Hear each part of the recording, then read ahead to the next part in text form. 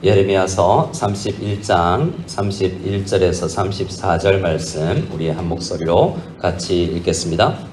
여호와의 말씀이니라. 보라, 날이 이르리니 내가 이스라엘 집과 유다 집에 새 언약을 맺으리라. 이 언약은 내가 그들의 조상들의 손을 잡고 애굽 땅에서 인도하여 내던 날에 맺은 것과 같지 아니할 것은 내가 그들의 남편이 되었어도 그들이 내 언약을 깨뜨렸음이라. 여호와의 말씀이니라. 그러나 그날 후에 내가 이스라엘 집과 맺을 언약은 이러하니 곧 내가 나의 법을 그들의 속에 두며 그들의 마음에 기록하여 나는 그들의 하나님이 되고 그들은 내 백성이 될 것이라. 여호와의 말씀이니라. 그들이 다시는 각기 이웃과 형제를 가르쳐 이르기를 너는 여호와를 알라 하지 아니하리니 이는 작은 자로부터 큰 자까지 다 나를 알기 때문이라. 내가 그들의 악행을 사하고 다시는 그 죄를 기억하지 아니하리라. 여호와의 말씀이니라. 아멘. 우리는 함께 예레미야서 말씀으로 매일 성경으로 큐티를 하고 있습니다. 새벽기도 유튜브 설교를 듣거나 참여하시는 분들은 또 함께 예레미야서를 묵상할 텐데요. 예레미야서가 이야기하는 것이 참 때로는 어렵습니다. 각 성경을 읽는 것이 좀 다른데요. 여러분 마치 논문처럼 읽어야 될 성경 말씀이 있는가 하면 밑줄 치면서 단어 분석하고 해야 될 말씀이 있는가 하면 시는 한 단어에서 주는 그 각 연에 반복되는 그런 주제를 우리가 읽어내야 되지 않습니까? 예언서를 보면 막 조금 과장 섞인 듯 하면서도 아주 길게 말씀을 하는 것을 볼 수 있습니다. 그래서 때로는 예언서, 이 예레미야서 같은 예언서에서 핵심을 찾기가 그렇게 쉽지 않을 수 있어요. 오늘 예레미야서의 핵심이라고 할 수 있는 이 31장, 물론 30장에서 33장 말씀이 예레미야에서 진짜 이야기하고 싶은 것이라고 할 수 있는데요. 그것은 오늘 본문에 잘 나타나 있습니다. 우리가 잘 아는 새 언약이라는 단어인데요. 성경은 언약이라는 단어로 언약이라는 것이 많이 나오지 않습니까? 제일 먼저 언약이라는 단어는 안 나오지만 언약의 형태로 창조 당시에 하나님께서 아담과 약속을 한 것을 볼 수 있습니다. 그 이후로 처음 언약이라는 단어가 나타나는 것은 창세기 6장에 노아와 언약을 맺을 때인데요. 그 이후에 아브라함을 부르시고 나서 아브라함과도 언약을 맺으시고 또 모세와 함께 시내산에서 모압 평지에서 언약을 맺습니다. 또 다윗과도 함께 언약을 맺는데요. 그리고 나서 다윗 언약 이후에 나라가 다 망하고 그러니까 아담부터 하나님 앞에 약속 맺은 모든 사람들이 약속 다 깼을 때 한 사람도 아담부터 지금 예레미야 시대까지 하나님의 앞에 약속을 신실하게 지켜온 언약의 당사자 하나님 말고 인간 편의 언약 당사자들은 한 사람도 언약을 신실하게 처음부터 끝까지 지킨 적이 없어요. 그래서 오늘 말씀에서 예레미야서 전체를 통해서는 1장부터 25장까지 특별히 너희들 다 죄인이다 하는 이야기가 다른 말로 이야기하면 너희들 아무도 언약 못 지키지 라는 것으로 할 수 있습니다. 그런데 하나님께서는 오늘 말씀을 통해서 내가 알아서 지킨다. 너희들 다 어겨도 내가 주권적으로 너희를 사랑하기 때문에 포기하지 않고 그 언약을 완성한다 라는 내용이 이 예레미야서의 핵심이라고 할 수 있습니다. 막 야단 맞는 것 같지만 그 앞에서 하나님 무서워서 벌벌 떨 것이 아니라 하나님으로부터 도망갈 것이 아니라 이 하나님을 알면 오라 돌아오라 할 때 그 언약의 하나님께 우리가 찾아가게 되는 거죠. 우리가 많이 나누었던 것처럼 지금 예레미야가 살던 시대는 북왕국이 망하고 남왕국이 망하기 직전에 있는 상황입니다. 그러니까 이스라엘 역사 가운데서 가장 비극적인 상황에서 이 메시지가 주어진 거예요. 가장 죄가 많고 만연해 있으며 또 왕부터 말씀을 가르치는 선지자, 제사장까지 다 엉망인 이때에 최고의 말씀이 그 시대에 주어진 것입니다. 참으로 암울한 시대에 가장 최고의 빛나는 말씀이 기록되어 있다고 할 수 있는 거죠. 그래서 예레미야서 52장 가운데서 많은 부분이 까만색으로 죄로 칠해져 있지만 이 31장이 속해 있는 이 부분은 빛나는 것입니다. 그만큼 하나님의 언약을 어떤 면에서는 더 부각시키기 위해서 이 시대에 예레미야를 통해서 기록해 주신 것 같습니다. 여러분, 언약을 주로 생각해 보면 한번 아브라함을 한번 생각해 보세요. 아브라함은 믿음의 조상이죠. 아브라함이 하나님 앞에 부름을 받아서 우리는 처음부터 본토, 친척, 아비 집을 떠나서 끝까지 순종한 것 같죠. 하지만 창세기 기사를 보면 12장에서부터 아브라함은 여러 번 넘어집니다. 쓰러집니다. 근데 끝까지 아브라함을 포기하지 않고 책임지시고 만들어 가시는 분이 있는데 25년 동안 그를 빚어서 언약을 지키는, 그 미래를 새 언약을 소망하는 아들을 바치기까지 하면서도 하나님을 진심으로 소망하는 자로 그 언약을 지킬 수 있는 사람으로 만들어내는 것이죠. 그래서 그를 불러낼 때도 그가 뭐 불러달라고 했습니까? 처음부터 하나님의 주권에 있었어요. 우리를 부르실 때도 또 우리가 넘어질 때도 상관없이 우리를 여전히 사랑하시면서 어떻게든 약속을 지키시되 때로는 매를 드시면서 교훈하시면서 그 약속 지킬 수 있는 언약의 사람으로 만들어가는 것입니다. 자, 예레미야 당시의 사람들이 어땠는지는 이 시대에 기록된, 비슷한 시대에 기록된 말씀들을 통해서 좀 알 수 있는데요. 하나님께서 그들에게 얼마나 사랑을 보여주셨는지, 또 이스라엘 백성들은 얼마나 그 사랑을 거부했는지를 제가 두 구절을 예를 들어서 읽어드리겠습니다. 에스겔서 16장에 보면 에스겔은 이스라엘을 핏덩이로 버려진, 갓 낳자마자 버려진, 요즘에 우리 조국 대한민국에서 많이 문제가 되는 것이 태어났는데 등록도 하지 않고 버려진 아이들의 이야기가 뉴스에 많이 나오잖아요. 마치 그 아이들 생각하면 여러분 얼마나 불쌍합니까? 근데 그 아이들의 상황이 하나님 모를 때의 이스라엘의 상황이었다고 이야기합니다.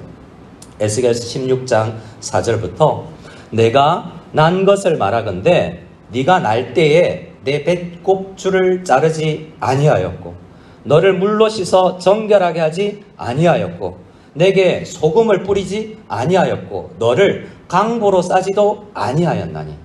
그러니까 아니하였나니가 반복되면서 얼마나 철저히 버려져 있는 어린아이로 탯줄도 달려있는 채로 버려진 상태가 이스라엘의 원래 상태였는지를 보여줍니다. 5절 말씀에 아무도 너를 돌아보아 이 중에 한 가지라도 내게 행하여 너를 불쌍히 여긴 자가 없었으므로 네가 나던 날에 내 몸이 천하게 여겨져 네가 들에 버려졌느니라. 그리고 나서 하나님께서 그를 향한 사랑을 고백합니다. 6절 말씀인데요.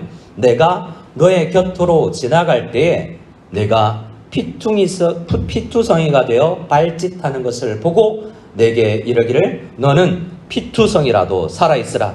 다시 이르기를 너는 피투성이라도 살아있으라. 그러니까 하나님은 이스라엘 백성들을 그냥 두면 그냥 짐승의 밥이 될 수밖에 없는 그 어린아이와 같은 연약한 그들을 거두어서 피를 닦고 젖을 먹이며 젖동량을 하며 살린 하나님이시오. 생명을 주신 분이라는 거예요. 그런데 그 문장의 마지막은 어떻게 되냐면 그가 자라납니다. 그러니까 그 길에서 주워서 키웠는데 이제 그 여자아이였는데요. 이제 아름다운 모습이 됐습니다. 근데 그때 어떻게 살아가냐면 15절에 그러나 네가 너의 화려함을 믿고 내 명성을 가지고 행음하되 지나가는 모든 자와 더불어 음란을 많이 행함으로 내 몸이 그들의 것이 되었도다. 무슨 이야기예요? 좀 하나님은 우리 이스라엘 백성들, 우리 참 이스라엘 백성들인 성도들을 그렇게 사랑해서 거두어서 먹여서 키웠는데, 그리고 나중에 뭐 결혼 이야기도 하든 부자 이야기를 하든 그렇게 어쨌든 정성을 다하고 사랑을 다했는데 떠나가더라는 거예요. 그 하나님의 사랑을 배역하고 말이죠.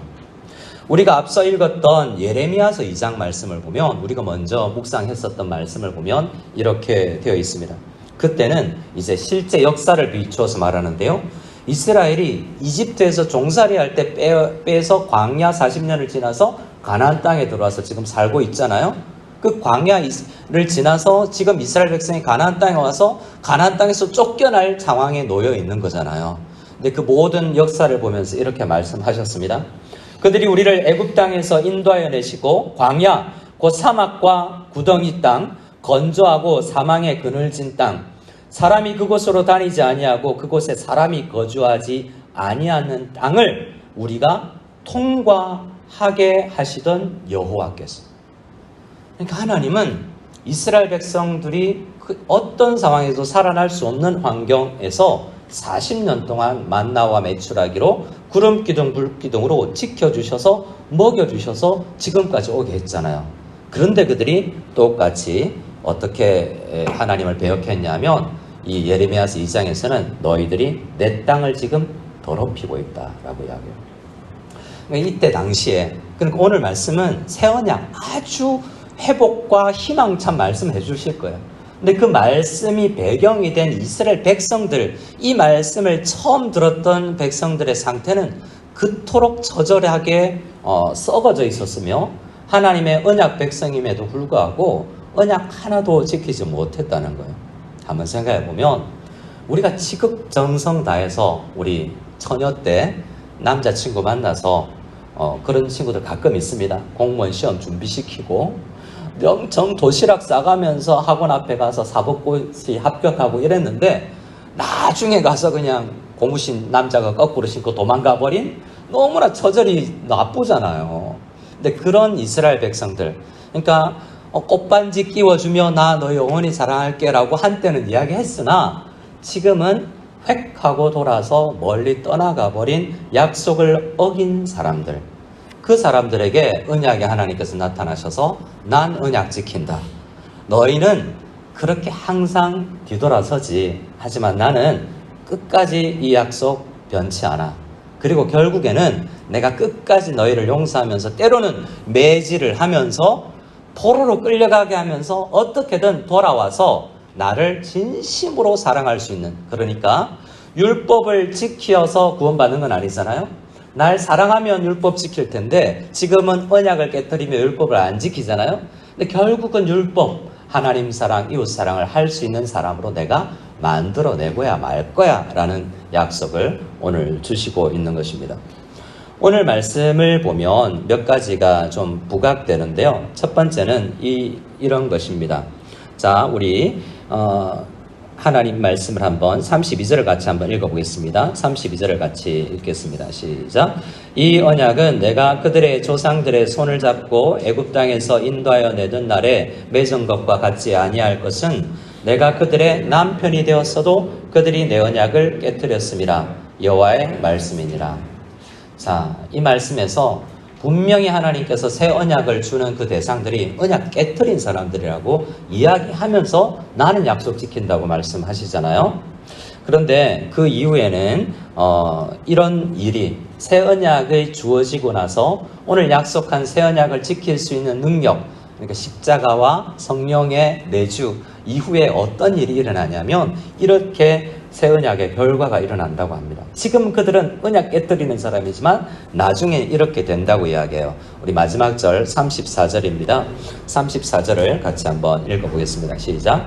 그들이 다시는 각기 이웃과 형제를 가르쳐 이르기를 너는 여호와를 알라 하지 아니하리니 이는 작은 자로부터 큰 자까지 다 나를 알기 때문이라. 내가 그들의 악행을 사하고 다시는 그 죄를 기억하지 아니하리라. 여호와의 말씀이니라. 자, 여기 34절 전반부에 다시는 서로 작은 자나 큰 자나 서로 가르칠 필요가 없이 다 알게 되는 때가 온대요. 그렇게 되면 어떻게 생각하면 아직 그때가 안 온 것 같잖아요. 우리는 날마다 배우고 선생이 필요하니까요. 그럼 그때는 아직 안 온 건가? 우리는 알잖아요. 이 새 언약의 시대에 우리가 살고 있거든요. 그럼 이 말씀은 뭔 말이냐면 정말 적어도 하나님의 사랑은 다 알게 될 거야. 그리고 이건 실제로 구현되는 것은 마지막 때는 모두가 그렇게 되겠지만 지금은 그 어떤 때보다도 하나님의 사랑을 많이 풍성히 경험할 수 있는 시대가 구약 시대 때와는 달리 새 언약의 시대, 예수님의 십자가 이후에는 하나님 아는 풍성한 시대가 올 것이다라고 이야기했고요. 실제로 시대마다 왔었어요. 예를 들어서요. 종교개혁 시대를 한번 생각해 보면 지금부터 한 500년 전에요. 그때는 말씀이 희귀했습니다. 왜 희귀했냐면 성경책 값이 너무 비쌌어요. 종교개혁 시대에 마침 맞물렸던 게 인쇄술의 개발이거든요. 인쇄술이 개발되고 나서 처음 인쇄된 성경이라고 할 수 있는 책이 제네바 성경인데요. 제네바 성경 한 권 값이 얼마 정도 했는지 아세요? 여러분 연봉만큼 했어요. 여러분 연봉이면 한국 돈으로 2억쯤 되나요? 예. 2천만 원, 3천만 원 정도는 했다는 거예요. 그러니까 제네바 시대에 성경 한 권을 살려면 그때 종교개혁 세대에 성경 한 권 살려면 연봉을 줘야 살 수 있었어요. 그러니까 성경책이 잘 없었겠죠? 근데 인쇄술이 개발되기 전에는 다 손으로 베껴 써야 됐잖아요. 그러니까 인쇄술 개발, 종교개혁 전에는 성경책이 다 예술 작품이었어요.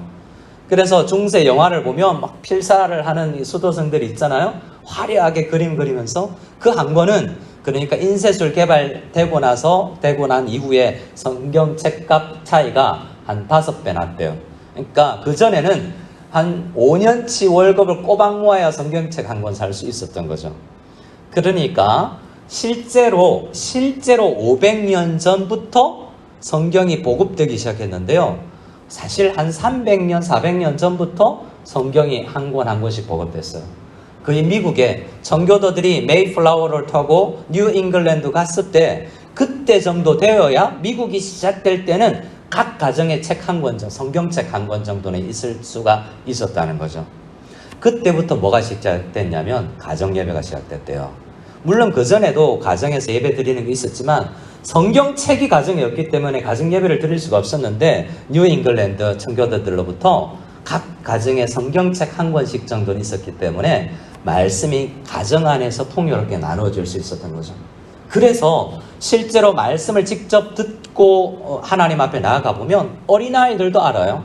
요즘에 우리 성도님들이 이야기를 합니다. 유치부 아이들이, 초등부 아이들이 집에 와서 걔 때문에 내가 열심을 낸대요.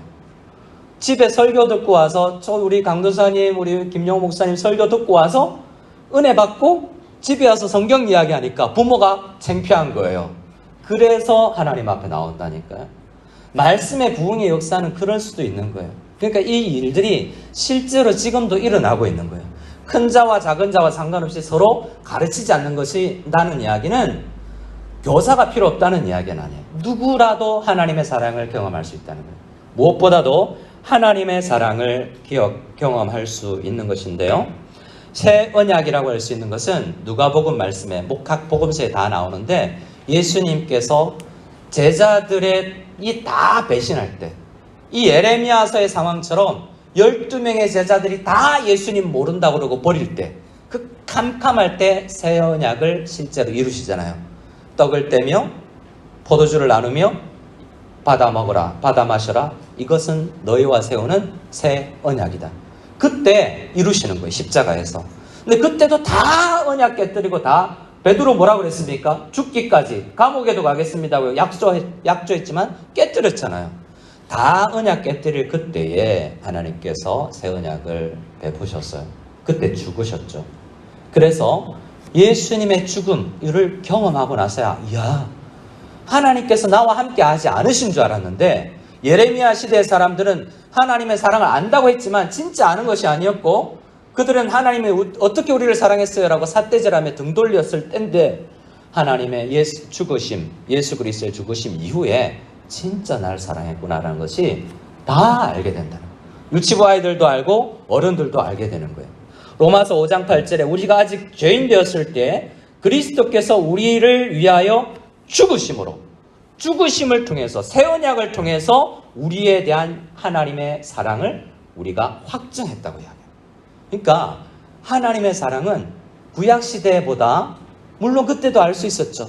십자가를 통과하고 나서 새 언약이 성취되고 나서 그때 이후에 모두가 날 저렇게 사랑하는구나를 알게 되었다는 거예요. 사도행전 2장에 보면 오순절 이야기가 나오는데요. 베드로가 설교하는 세팅이 뭐냐면 사람들이 예수님을 다 죽이고 나서 예수님이 십자가에 죽으시고 50일이 지났을 때잖아요. 근데 그때 막 성령을 받고 방언을 하고 이럴 때에 사람들이 술 취했다고 이야기하니까 그때 베드로가 요엘서 말씀을 인용하면서 먼저 술 취한 게 아니다. 그거다. 그리고 나서 본문으로 접어든 게 시편 16편인데요. 시편 16편 말씀을 한번 찾아봐야 됩니다. 우리 시편 16편 말씀을 한번 찾아볼 수 있기를 원합니다. 구약성경 시편 16편 1절에서 3절입니다.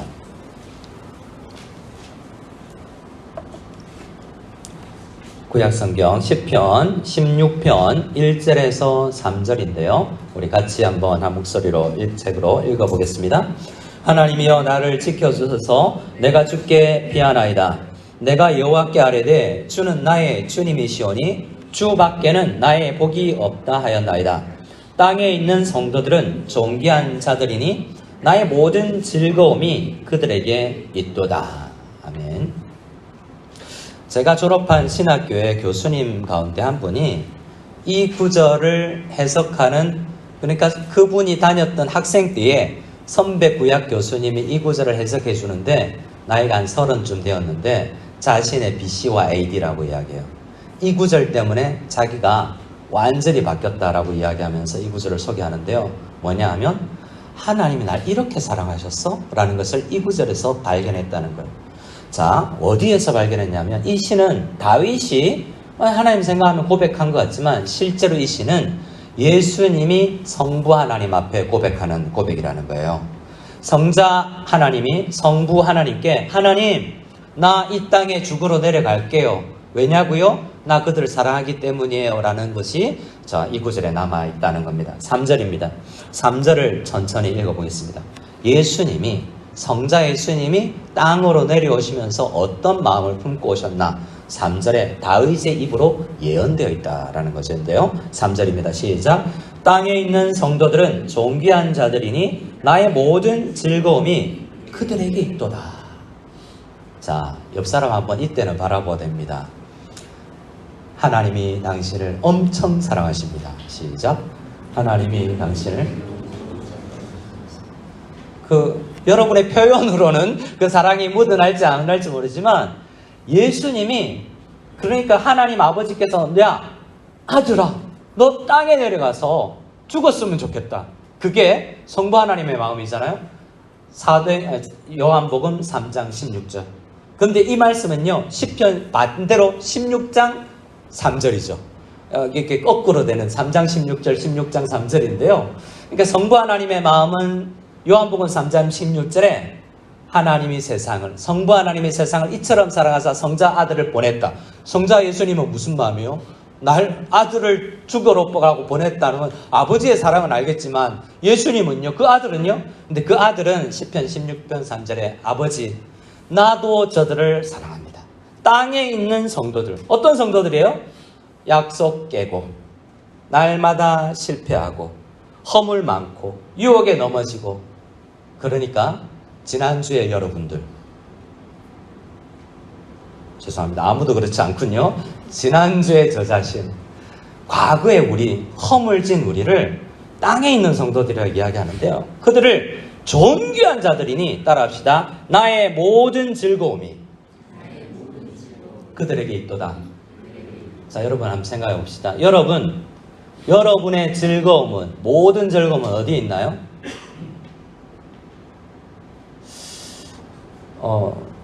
드라마 제가 잘 안 봤지만 딱 보니까 인터넷 들어가보는데 악귀 뭐 이런 게 있더라고요. 악귀 맞나요? 귀신 나오는 것 같아요. 유명한 연예인들이 나와서 우와 재밌다, 귀신 나오는 거 막 보고 시간 가는 줄 모르고 막 이럴 수 있잖아요. 그럴 수 있죠. 낚시터가 있을 수 있고 골프가 있을 수 있잖아요. 여러분 하나님 사랑하십니까? 안 사랑하지 않으십니까? 사랑하잖아요. 근데 모든 즐거움이 한시도 빠짐없이 하나님을 사랑하세요? 그렇지는 않을 때도 있잖아요. 내 사랑이 잠시 아내를, 남편을 그렇게 사랑하냐고 항상 눈 안 돌아가고.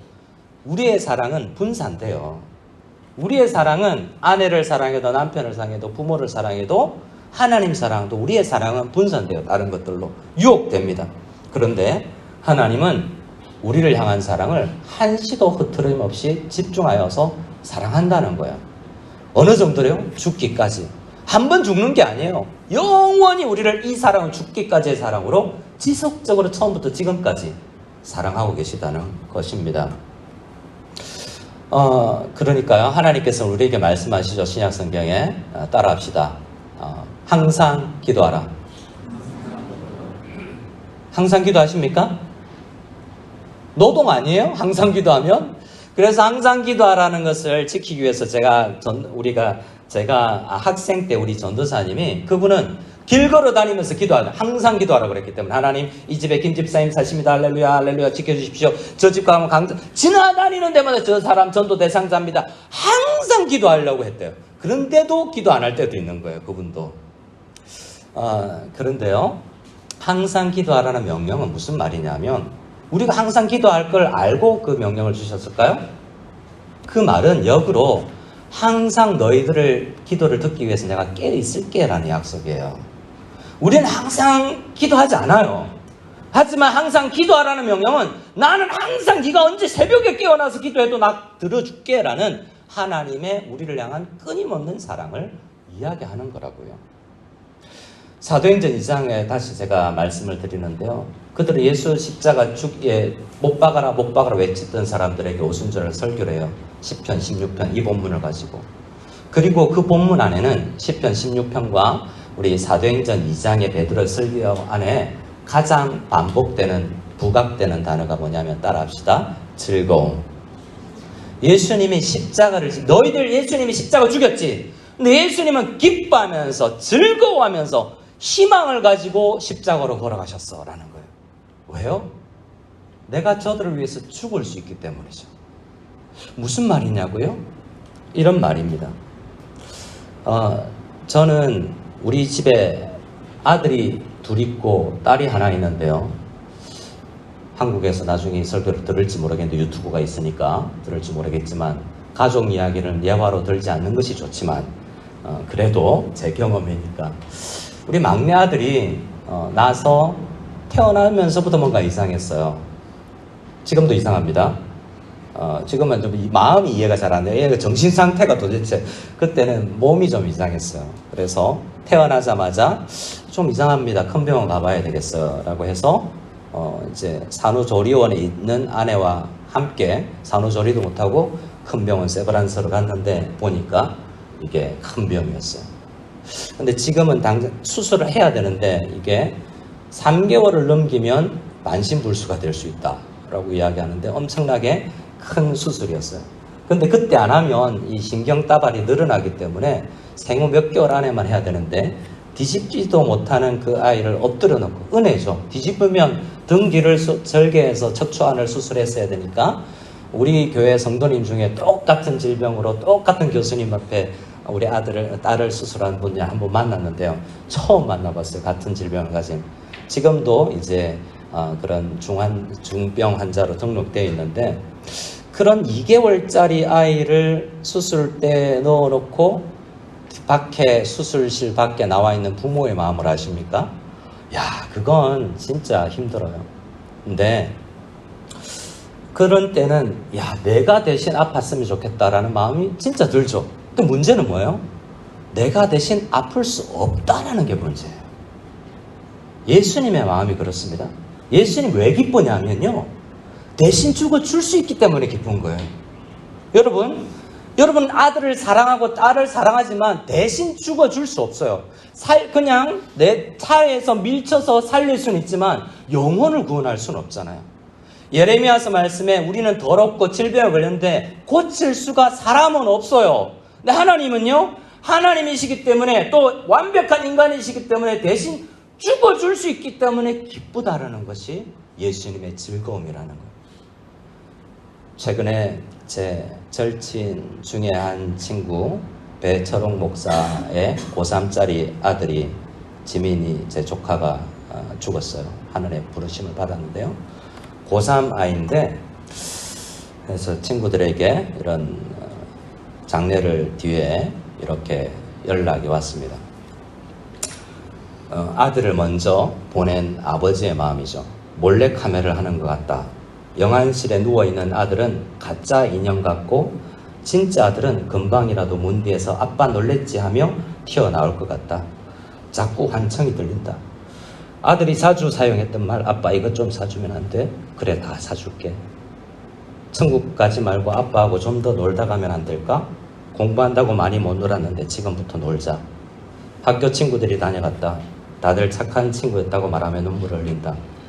아빠한테도 착한 아들이었는데 지금은 정말 못된 아들이다. 중약하고, 하나님, 그냥 제 생명이 30년 남았다면 지민이와 반땅할 테니 15년씩만 더 함께 살게 해주시면 안 될까요? 여러분, 근데 너무나 안타깝잖아요. 근데 이렇게 할 수 없는 게 우리 인간의 연약함이에요. 아들을 사랑하지만 아들을 위해서 대신 죽을 수 없는 게 우리의 연약함이에요. 근데 문제는 예수님은 그렇게 할 수 있었다는 거죠. 우리를 살릴 수 있는 힘과 전능함과 사랑이 있다는 거예요. 이 시대는 아들을 버리기도 하고 자녀를 핏덩인 채도 산에 묻기도 하는 시대잖아요. 그런데 예수님의 사랑은 오늘 예레미야서를 통해서 정말 그 사랑은 누구도 알 수 있을 만큼 명확하게 선포되었어요. 십자가 아래에서. 그래서 우리는 예레미야서의 이 말씀을 통해서 그 사랑을 이렇게 우리에게 맺어주시는 거구나. 정말 지금은 이 말씀 들리지도 않습니다. 나중에 매 맞고 바벨론에 가서 이제 다니엘과 친구들이 그거 깨닫고 그 시대에 회개하며 기도하는 거예요. 하나님의 사랑은 이토록 놀라운 것입니다. 그래서 우리는 새 언약을 이야기할 때 이제는 짐승을 죽이지 않고 떡과 포도주를 나누어 가지면서 언약, 나를 위해서 죽으신 누구도 알 수 없는 나를 살리는 이것, 이 새 언약을 우리 자녀들도 우리 부모님들도 알아서 구원받게 해주십시오. 이 사랑 좀 알았으면 좋겠습니다 라는 것으로 기도해야 할 것입니다. 요한일서 3장을 제가 읽어드리는데요. 이로써 우리가 사랑이 우리에게 온전히 이루어진 것은 우리로 심판날에 담대함을 가지게 하려 함이니 주께서 그러하심과 같이 우리도 이 세상에서 그러하니라. 사랑 안에 두려움이 없고 온전한 사랑이 두려움을 내쫓나니. 따라합시다. 사랑 안에 두려움이 없고. 이 말은 뭔 말이냐면 예수님이 그 사랑을 받았잖아요. 그런데 우리가 죄 지었잖아요. 약속 깨뜨렸잖아요. 근데 하나님 앞에 왔잖아요. 두렵습니까? 그러면 하나님 사랑 모르는 거라는 거예요. 예수님이 그 사랑을 받고 하나님 앞에 왔을 때 죄 지어도 두려워하지 말아야 된다. 진짜 사랑을 받아본 사람은 그냥 오는 거예요. 둘째 아들이 집 나갔다가 아버지 앞에 두려운 마음을 가지고 나아갔어요. 근데 가보니까 두려울 필요가 없었던 거예요. 막 안아주니까. 그래서 요한 사도, 사랑의 사도 요한 사도는 온전한 사랑은 두려움을 내쫓아. 두려움에는 형벌이 있는데 두려워하는 자는 사랑 안에 온전히 이루지 못하는 거야. 그러니까 여러분, 예레미야서 이야기하는 건요, 막 1장부터 우리 지금 읽고 있는 장 보면 막 하나님께서 너 죄인이야, 너 죽여버린다, 너 뽑아버린다, 포로로 간다, 뭐 두렵잖아요. 그런데 진심은 뭐가 있어요? 하나님이 정말 우리를 고치고 싶어서 사랑하고 싶어서 매를 들고 있는데 진심은 오늘 본문에 나 죽기까지 너희 사랑한다, 여기에 진심이 남아있는 거예요. 그러니까 우리 아빠 앞에는 두렵지 않은 거예요. 여러분, 제가 가끔 드는 예화 있습니다. 여러분, 길거리 다닐 때 중국 경찰 공안 만나죠. 두렵습니까? 두렵지 않군요. 저는 두려워했습니다. 중국 오고 나서 처음에 공안 차만 보면 다 날 잡으러 온 것 같고요. 여러분 전혀 못 느끼는데 좀 이게 목회자나 선교사나 이런 분들의 특징이 있습니다. 공안차만 처음 보면 저기 다 날 잡으러 온 것 같아서 막 실실 피해 다니고, 실제로 우리 교회 처음 부임했을 때 장로님들이 와서 목사님 공안 왔습니다. 저 뒷문으로 가세요. 뒷문으로 계산 내려와서 우리 2층에 있는 에베네스를 뚫고 가서 잠시 기다리다 올라가고요. 여러분 그렇게 피해 다녔어요. 그런데 공안은 나에게는 무서운 대상이었는데, 근데 그 공안이 경찰이 우리 아버지라면 무섭지 않은 거예요. 그냥 죄 지으면요 경찰 보면 두렵잖아요. 근데 그 경찰이 우리 아빠예요. 그러면 아빠라고 사랑을 고백할 수 있는 거예요. 하나님의 사랑을 아는 사람은 두렵지 않은 겁니다. 예수님은 오늘 예레미야서 말씀에 나 너희 사랑해, 그리고 이걸 알 수 있도록 새 언약으로 내가 죽고 나서 성부 하나님과 내가 하늘에서 성령 하나님을 보낼 거야. 그러면 그분이 너희 마음 가운데 들어와서 너희 마음을 부들부들하게 해줄 거야. 그 성령께서 너에게 두려움 없이 하나님 앞에 나올 수 있는 놀라운 은혜를 주실 거야. 오늘 우리 히브리서 10장 말씀을 같이 한번 읽고 마무리를 하겠습니다. 히브리서 10장 16절에서 20절입니다. 히브리서 10장입니다. 히브리서 8장, 9장, 10장을 여러분 혹시 오늘 시간 되면 읽어보세요. 오늘 예레미야 31장의 주석이에요. 8장에 똑같이 인용하고 나서 9장, 10장까지 다 설명하고 마무리되는 게 10장이거든요. 자, 10장 16절에서 20절 말씀을 같이 한 목소리로 주보에도 있습니다. 같이 읽겠습니다. 시작. 주께서 이르시되 그날 부르는 그들과 맺을 언약이 이것이라 하시고 내 법을 그들의 마음에 두고 그들의 생각에 기록하리라 하신 후에 또 그들의 죄와 그들의 불법을 내가 다시 기억하지 아니하리라 하셨으니 이것들을 사하셨은즉 다시 죄를 위하여 제사 드릴 것이 없느니라. 그러므로 형제들아 우리가 예수의 피를 힘입어 성소에 들어갈 담력을 얻었나니 그 길은 우리를 위하여 휘장 가운데로 열어놓으신 새로운 살 길이요 휘장은 곧 그의 육체니라. 여러분 하나님 앞에 나아가서 나아갈 때마다 예수 그리스도의 피를 힘입어 하나님 앞에 담대히 나아갈 수 있는 우리 모두가 될 수 있기를 소원합니다. 우리는 날마다 언약을 깨뜨립니다. 하지만 하나님 우리를 빚으시고 만드실 것입니다. 아브라함이 넘어지면 일으켜 세워서 다시 기다려주시고 다시 말씀을 주시고 때로는 매질하시면서 25년이 걸리든 40년이 걸리든 만들어 가실 것이라는 것입니다.